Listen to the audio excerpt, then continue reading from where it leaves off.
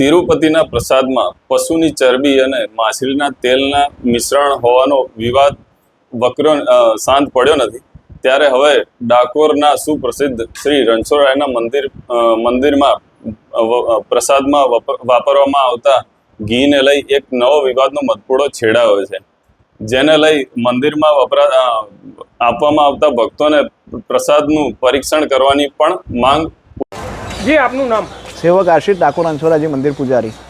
આશિષભાઈ, આજે જે પોસ્ટ મૂકી છે જે ડાકોર મંદિરના લાડુ માટે, એ બાબતે આપ શું કહેશો? જે રીતે તિરુપતિ મંદિરની અંદર પ્રસાદીમાં ભીડછેડ જણાયો, એવી રીતે ડાકોર મંદિરના પ્રસાદમાં પણ ભીડછેડ હોવાની મને શંકા છે. તેના માટે મારી માગણીને લાગણી છે કે તપાસ થવી જોઈએ, FSL થવો જોઈએ. 1975ની અંદર અમૂલ ઘી માટે અહીંના સેવકો દ્વારા અરજી આપવામાં આવી હતી અને અમૂલ ઘી તેને બંધ કરાવવાની માગ હતી અને બંધ થયું હતું. શું કહેશો? ફરીથી ચાલુ કર્યું, બરાબર છે. માગણી હતી, પહેલાં બંધ થઈ ગયેલું, જામ ખંભાળિયાનું ઘી આવતું હતું, 1 મહિના સુધી લાડુને કશું થતું નહોતું. અત્યારે ત્રીજા ચોથા દિવસે લાડુમાંથી સ્મેલ આવવા મળે છે અને લાડુ વળતા નથી. મારી પોસ્ટની અંદર કોમેન્ટ બોક્સની અંદર મારો વિડીયો પણ મેં મૂકેલો છે. અને હાલ જો આ પરેન્દુ ભગત આવ્યા ત્યારબાદ જ આ અમૂલ જે ઘી છે એ ચાલુ કરવામાં આવ્યું છે એવું મને જાણ છે. તે છતાં આખું મંદિર કંપનીને તપાસ કરવા મારી માગણી છે. આપણે પરેન્દુ ભગતને કોઈ આ બાબતે વાત કરી? સેવક આગેવાનનો જ્યારે સેવક ટ્રસ્ટીઓની મિટિંગ હતી, સેવક આગેવાન શ્રીએ જ્યારે એને રજૂઆત કરી, એમને ધ્યાને વાત લીધી ન હતી. હવે આગળ સેવક આગેવાનો અને સેવકો દ્વારા શું આ બાબતે આગળ કરો? સેવક આગેવાનો નહીં, પણ સેવક તરીકે હું કંઈક ગંભીર પગલાં લઈશ અને હું કરીશ કંઈક.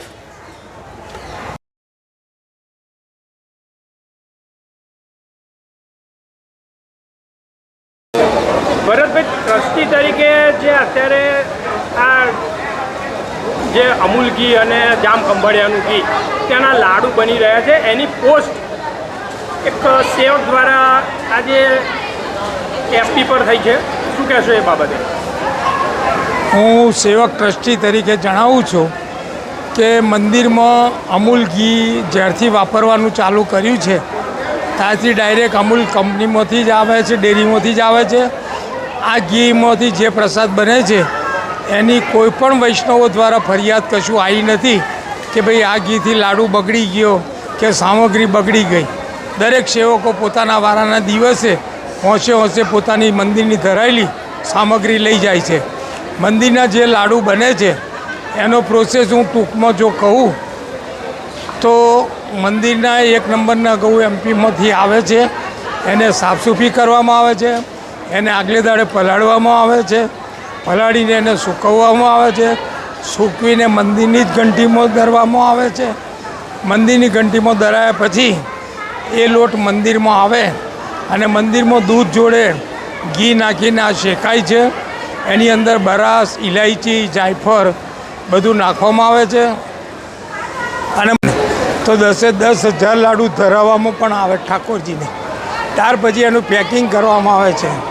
આ પેકિંગ થયા પછી કોઈપણ વૈષ્ણવની મંદિરમાં લેખિત ફરિયાદ આવી નથી કે મંદિરના લાડુ આવા છે કે તેવા છે.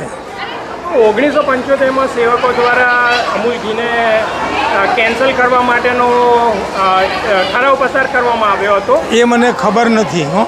અને ત્યારબાદ જામ ખંભાળિયાનું જ ઘી વપરાતું હતું. એ પ્રોસિજર મને ખબર નથી, કારણ કે મારી નિમણૂક હમણાં છેલ્લા 3 વર્ષ માટે થયેલી છે. 1 વર્ષ મારું પૂરું થયું એટલે આગલા શું ઠરાવો થયેલા છે એ મને કોઈ જાણ નથી. સેવક દ્વારા એમ પણ કહેવામાં આવ્યું છે કે જે પરેન્દુ ભગત આવ્યા પછી જ આ અમૂલ ઘી લાડુ શરૂ કરવામાં આવ્યો. ના, એવું નથી. અમે કમિટીએ આ નિર્ણય લીધેલો છે.